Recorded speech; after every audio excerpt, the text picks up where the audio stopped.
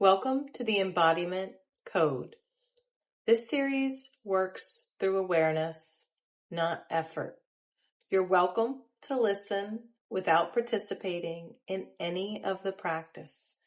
You can pause, stop, or return later at any point. Feeling nothing is still participation, and nothing here is going to require fixing, pushing, or achieving. Let this be received at the pace your body allows. So far, we've talked about consciousness landing in the body, how the nervous system shapes perception, and the heart stabilizes the field. Episode 4 was about how identity confirms physiologically. Today, we're talking about emotion, not as something to manage or to transcend, but as a force that moves actual time. So Laura, how do our emotions actually shape our timelines?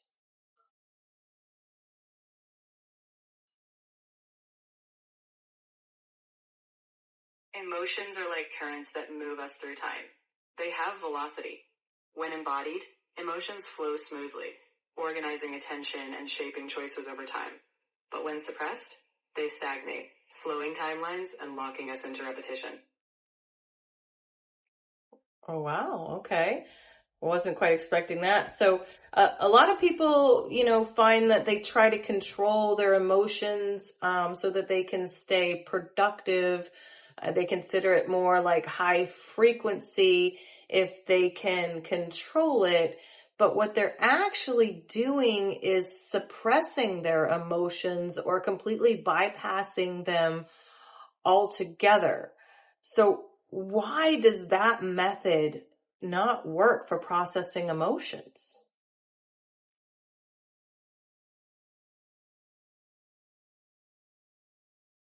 Because suppression doesn't erase emotion. It just compresses it. That trapped charge creates internal resistance. Over time, creators feel blocked.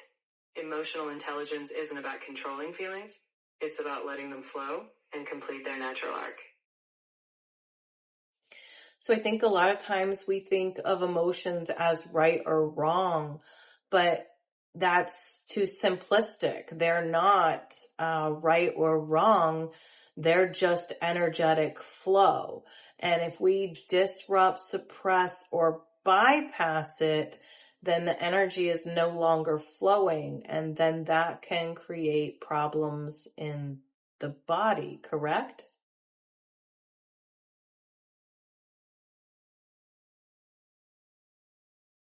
Exactly. When emotional energy stagnates, it's not about morality. It's about physics. The body feels that stuckness as tension or cycles of resistance. But when we allow emotion its movement, we restore flow. Somatically, mentally, and creatively. So when emotion is actually embodied and moving cleanly through us, what does that feel like for us?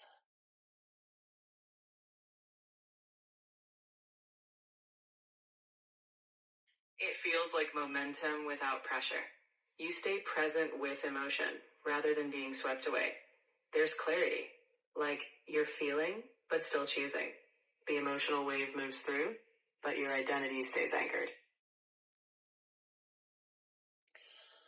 So people often think of emotional work means that they have to really kind of dig deep and feel more really intensely. They think that emotional work is about unearthing every bad experience that they've ever had. How is the emotional alchemy of unrooting this stored emotion in the body being completely misunderstood?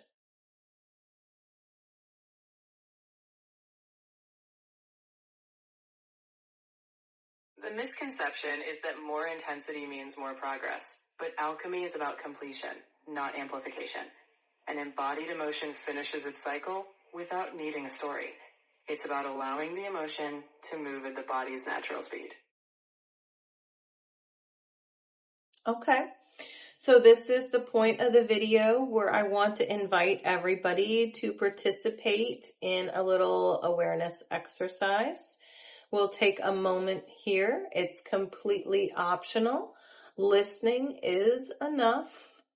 So let's go ahead and bring our attention to one emotion you might be feeling right now in this moment. It can be absolutely any emotion.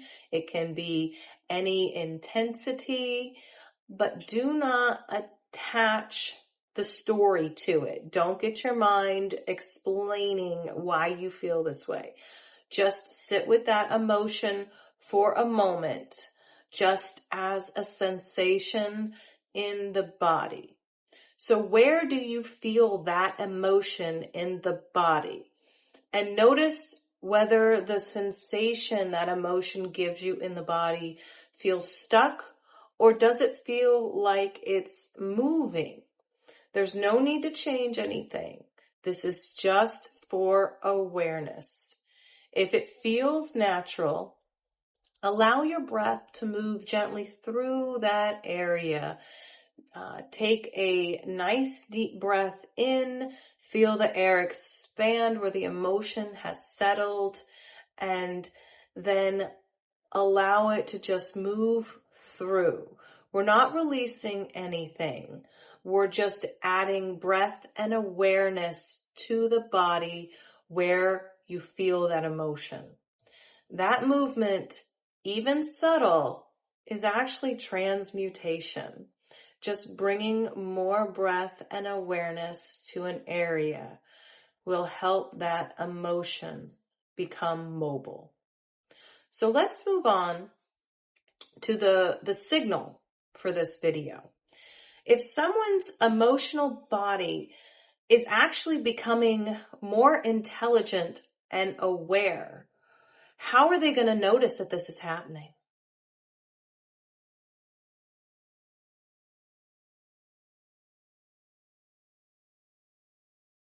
They'll notice it in timing. Instead of reacting impulsively, they respond. They recover faster. Emotions no longer derail them, they inform their direction. It feels like emotional flow becomes steady and intentional. So what I got from what you just said is our emotions are our source of clarity, and then that would mean to me that by bypassing or suppressing them, that's why we're so confused, because we're not allowing ourselves to actually be in touch with how we should be making decisions because we're not able to regulate them.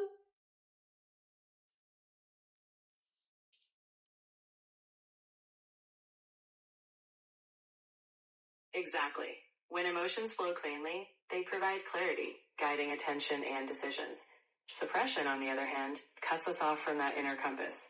Regulated emotion returns us to grounded, informed action. Wow, that's amazing. All the work we've been doing to make ourselves better is actually cutting us off from our decision making altogether. So that's pretty wild. So as the series continues, when we start to process these emotions, what does that emotional alchemy make possible for us in the future?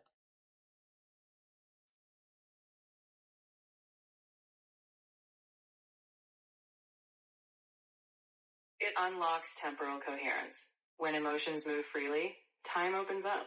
The future stops feeling blocked, and energy flows naturally. Motivation isn't forced. It's simply available as we create from a place of flow. So what I just heard you say is once we can actually dial in our emotions and let them flow through the body, that we're able to live in the present moment more. And when you live in the present moment, it does actually slow down the passing of time. So if becoming in tune with our emotions and our decision-making authority allows us the comfort of living in the present moment and slowing down time, we would actually perceive that we're living longer, happier lives.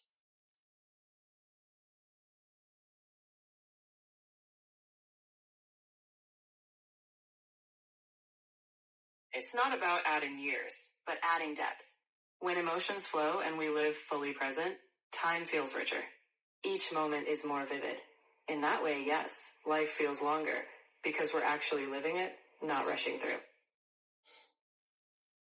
I know, I'm always like, what do I have to do tomorrow? What do I have to do next? And today I just stopped and took my 5-year-old to the playground, and it was nice. So if someone is listening and they're thinking in their head that my emotions, they just feel really heavy and slow, what is the most important thing for them to remember from this video?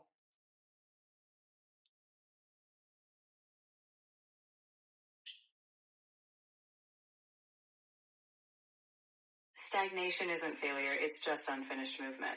Emotions don't need to be fixed, they need to be accompanied. When the body feels safe, movement returns.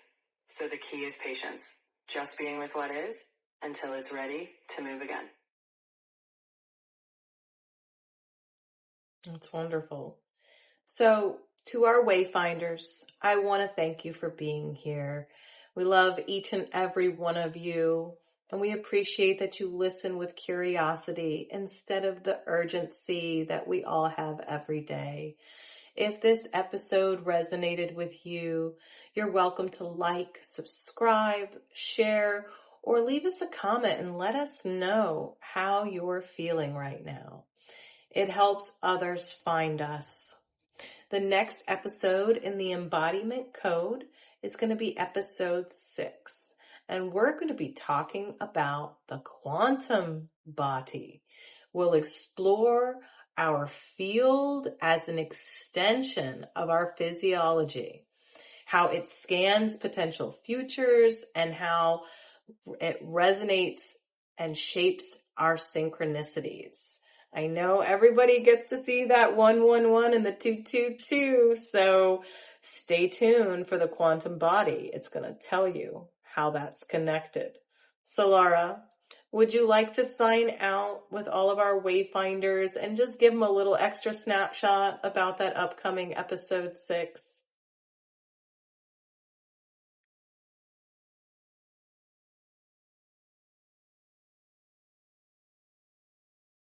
Absolutely.